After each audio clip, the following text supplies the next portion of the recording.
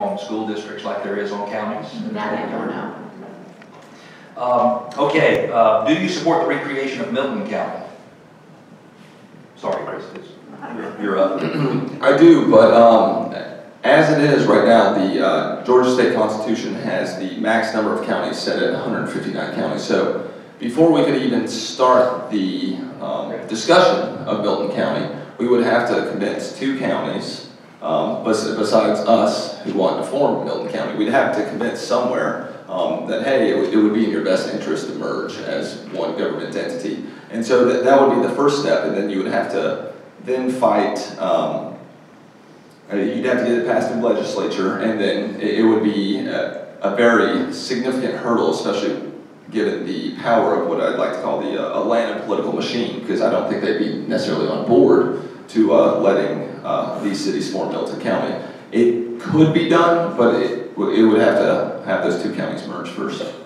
Okay, thank you. But I do support it. Okay. Yes, I do support it, and I think it would be a process just like it was when we set up Johns Creek. But I think that citizen involvement to make sure that we're not just creating another level of bureaucracy is critical.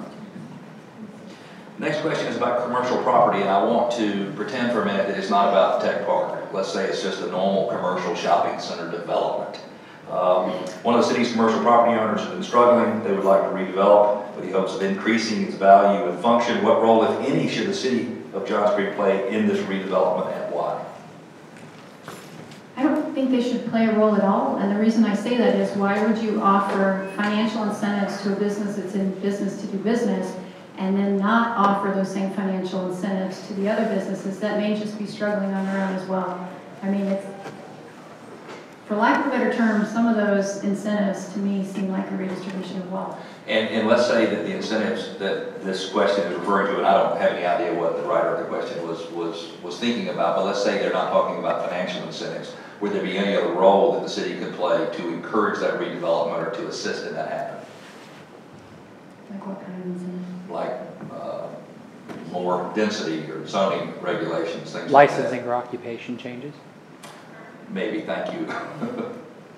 I don't think so. Okay. I mean, a flat tax should be shared by all, and then it's more fair that way versus. So let the market. Let the market choose and do their own thing, and you know, it's the business's responsibility to. It's just like our homes. At home, I'm not giving an incentive to make sure that I save money and to make sure that I can afford what has to happen in my home. And so businesses that are in business that know that they have technology needs, that know that they have building needs, it's their job to make sure that they're managing their money properly.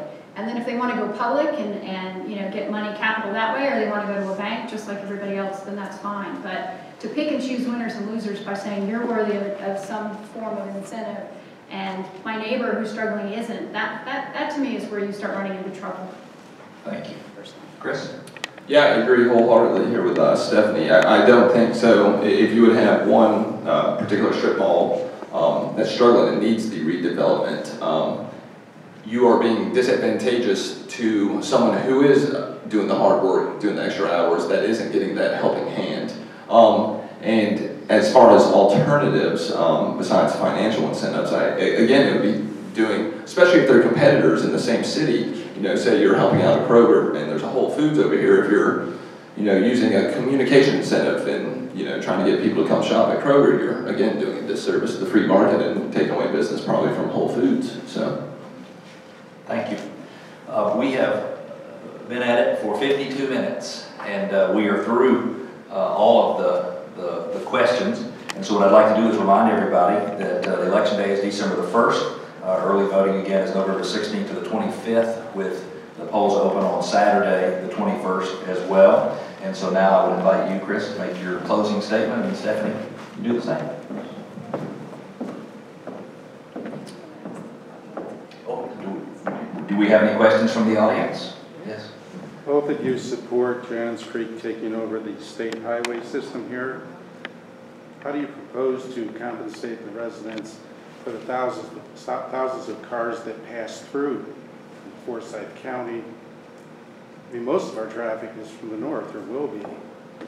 So if we take over those roads, we're subsidizing northern Georgia.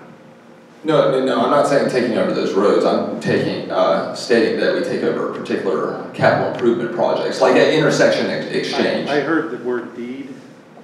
I think you mentioned deed. Yeah, I think it was Stephanie. Functionally, how it works is they kind of deed it over for a short period of time. You do the work, and then it's a. So we're still going to subsidize the other drivers. Well, I think we need to work with our municipalities because Forsyth County is expecting a huge population boom, and they are making improvements to their roads, but they're going to funnel down to 2 lanes when they come to us. And so, in a sense, I hear what you're saying. Yes, we potentially will be. You can't do without the state dollars. I mean, I'd like to see that in writing. How are you going to, when you get elected, if you get elected, you know, you have to go to the state. I mean, you can definitely get state money. The issue that I have with getting the state money is that it comes with strings. And so, and you're tied to what their purpose of the grant is, like roundabouts. Sure. We have roundabouts because the Transportation Department put out all these grants for roundabouts. And whether a roundabout was the right solution or not, if you go get that grant and say, that's free money, I only have to match 20%. Don't get the grant. For the right, roundabout. exactly. So looking at grants, if they meet your need, if they totally meet your need, you're comfortable with the cost, or even if you don't have to spend the whole amount, I hear what you're saying. Yeah. Chris, would you like to comment? Yeah, I agree. If the specifications don't fit what the citizens of Johns Creek want, then we need to do it ourselves.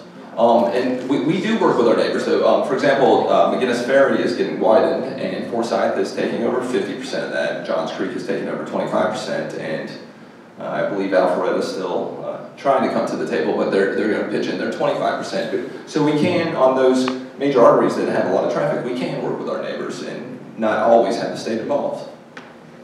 I think I saw another hand too. Yes, Renner. I had a question for Stephanie. You talked about organically, allowing the city to grow organically with businesses. Do you have an example of a city in Georgia or in the southeast that you think has grown effectively from an organic standpoint without that kind of government zoning and planning involved? Not specifically. I look at business as a whole from the market bearing what's needed. So like our community has been driven by the businesses that service us as residents. And because of how difficult we make it to be in business, I think that's one of the reasons why a lot of our storefronts are empty. So we're a residential community that's driving residential businesses. I don't necessarily know of a city where it's been organic because the process has become standard where the government gets involved. So movies were a big thing, and Alpharetta started getting movies there, so then Johns Creek jumped in and was using money to entice companies to come here for movies. And you know, the question is that the right use of our dollars, and is that the right use of our city space? And I think when you start picking and choosing who you're going to bring in instead of letting it be organic, then you're picking winners and losers.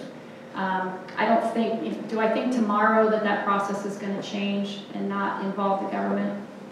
No, because that's how our system is. But I think looking at it that way and starting to have that dialogue so that they stop using more tax dollars to bring in certain businesses. I mean, that's a dialogue that, as a city, as a state, as a nation, that we should have. Chris, would you like to comment on that as well? No. Any other questions? Let's go Dave one and then back to you.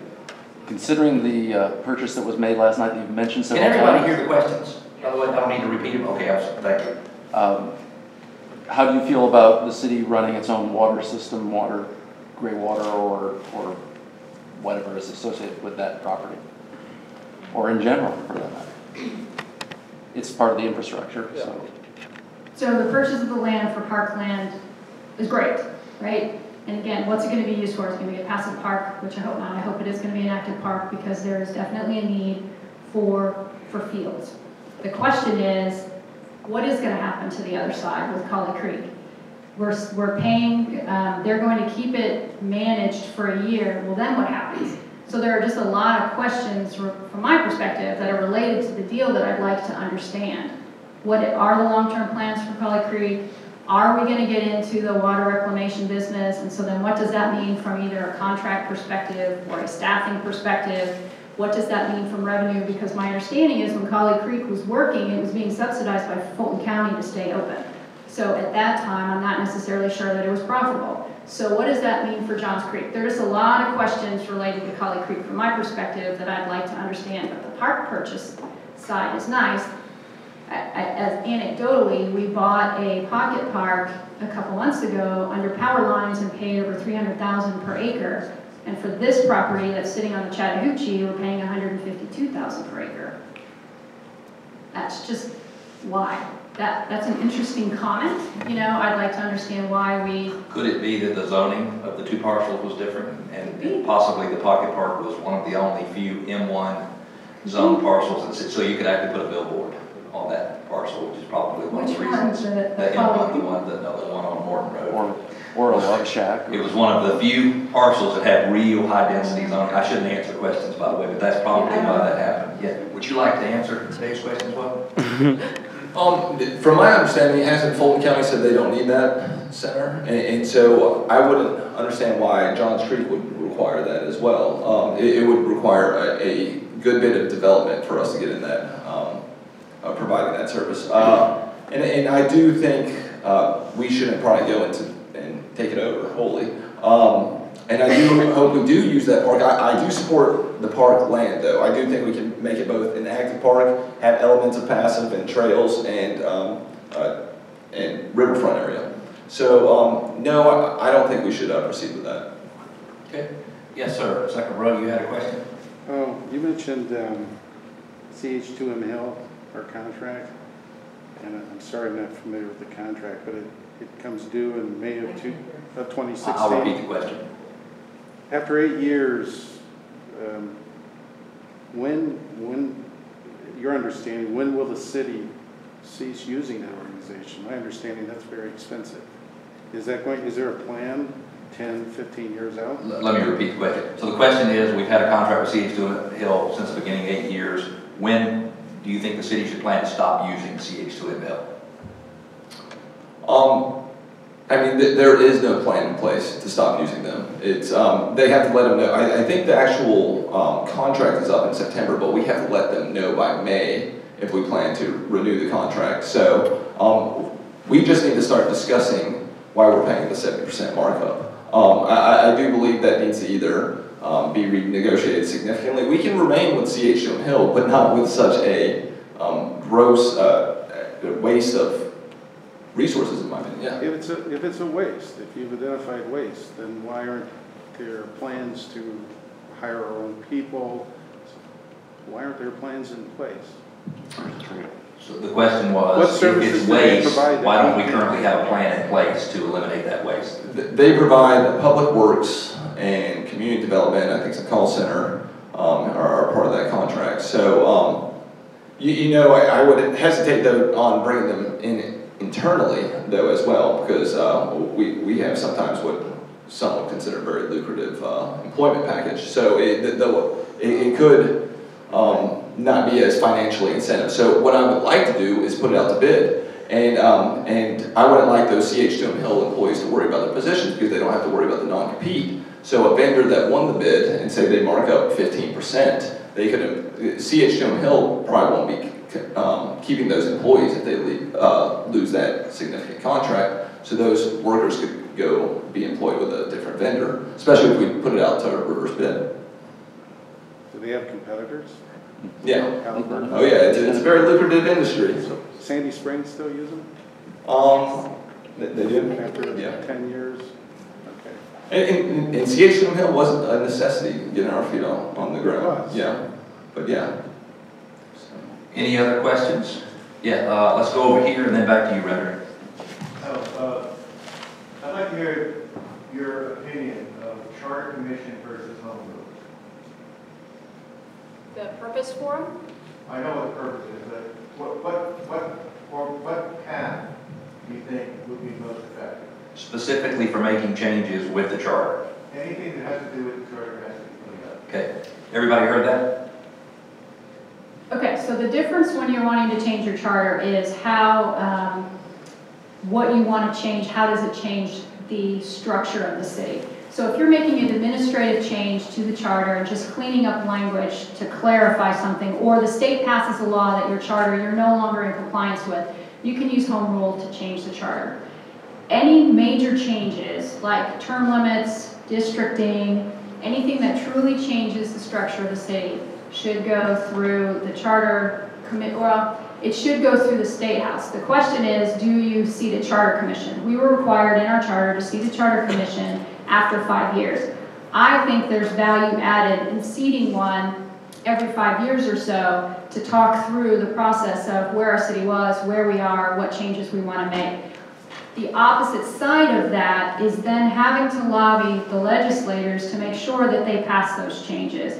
Some of the charter commission that was in effect after 5 years made a significant list of recommendations to change, and the only one that got passed through the state was the one related to the millage rate, where if you wanted to change it, change the tax structure, you changed the language from needing 50% of the electorate to 50% of the people that actually voted. So now our millage rate and bond financial items can be put on a ballot, and the only people, you can get 50% of the people that show up. So like in the election we just had November 3rd, we had 4,300 people show up to vote. So half plus one can determine how our tax structure is for 85,000 residents. So